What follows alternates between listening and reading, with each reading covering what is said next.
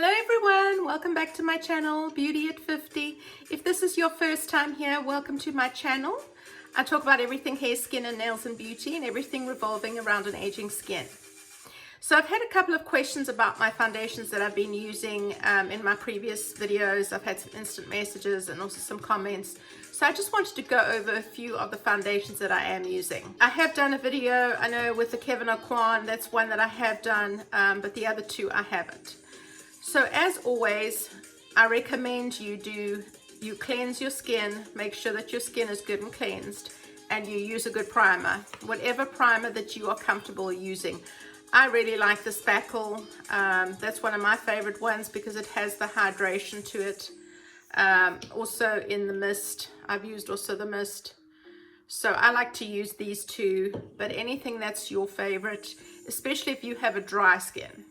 So the function of a primer is so that that foundation sits on that primer. If you have very, very dry skin, what's going to happen is that foundation is going to absorb into your skin. And so by lunchtime or within a few hours or an hour or two, that's what was happening with mine, my foundation was gone and I had no more foundation left on.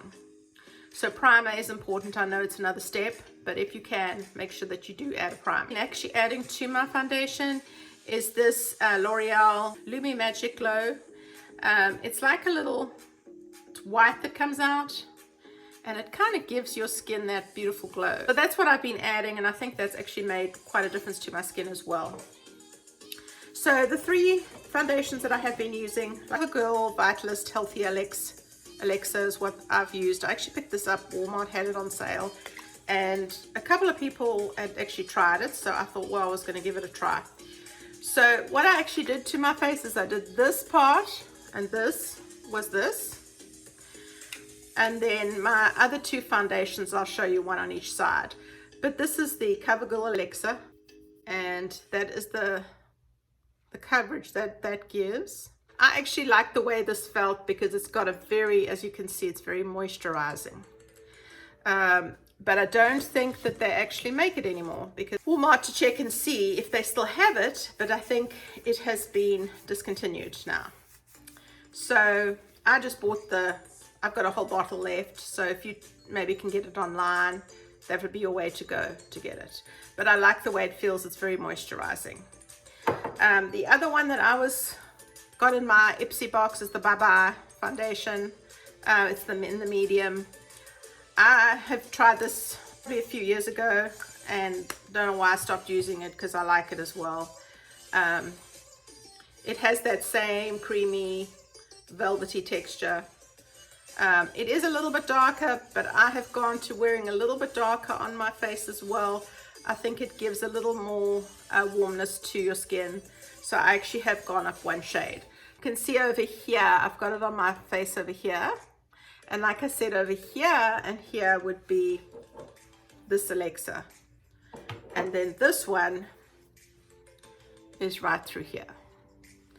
The way I like the Bye foundation is you really don't need a whole lot, and it covers really well and absorbs into your skin.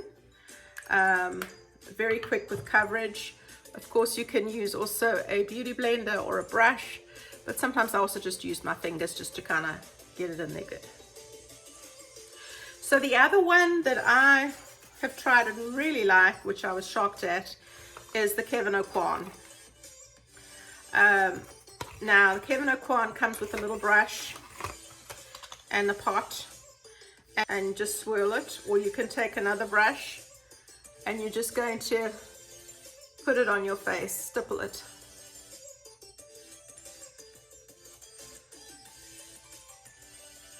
Now this one is a little bit darker as well, but the coverage on this one is outstanding. Like I say, I have done a video on the Aucoin because I was so amazed by it. It is not, I would say, a drugstore brand, so it is more expensive. It's $50, $52. So it's not cheap by any means. But it is worthwhile. You know, sometimes when you spend that extra money, I know it seems like a lot of money, and it is. I'm not saying it isn't. But when you have an aging skin, it doesn't always mean a more expensive product is a better product, but when you do find one that really works for your skin, you should really stay with it because that is important, especially as you age. You want that coverage to be flawless. You want it not to sit in the fine lines. You want to give it a good finish. You want to feel light. This texture here is extremely light. You know, you just don't feel anything rub off. It just feels like an absolute dream, and you don't even need powder. Having said that, I do like these two as well. This one does give you more of a glow, I would say. Gives you that hydration, and same with this one for the price. I think I paid $5 for this one because it was on sale and because they were discontinuing it. I want to say these are, I think, are $39 the bye-bye. So definitely get yourself a good foundation. If you're not sure how to match yourself, get someone to match you. Either you can go to your closest Walgreens, they will match you, an Ulta counter where there's an it, somewhere where they can actually match your skin. Read up yourself as well, take charge of your color as well, and look into the yellow tones, whether you're yellow tone, whether you're pink or more neutral. Make sure you get to know those tones so that you can identify what color you are as well. You can also look at the inside of your arm, look at the veins. If you are green, you know that you're more neutral tone. If your vein is blue, you know that you're more cool tone. I know, having said that, some people still like to go with different types of tones. Some people prefer to still go with a cool tone or a warm tone or a pink tone, even if they are a neutral tone, they just prefer that. So make sure that you do your homework as well. I know it can be intimidating when you look at all the shades. There are lots of shades out in every brand right now, Revlon, Maybelline, all of them. So it does become very overwhelming when you look at it.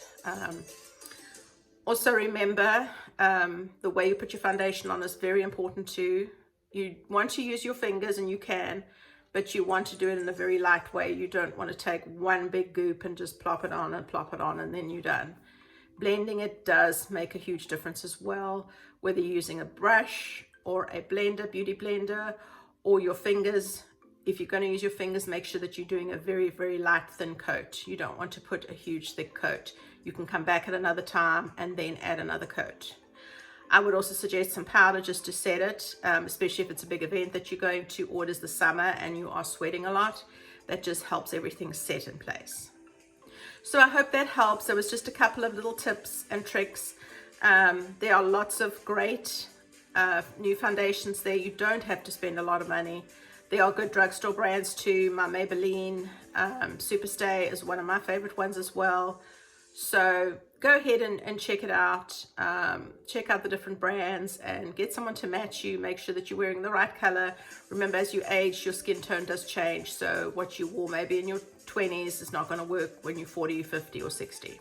Thanks for watching. And if you have any comments, please let me know. Leave down below, and we'll see you next time. Bye.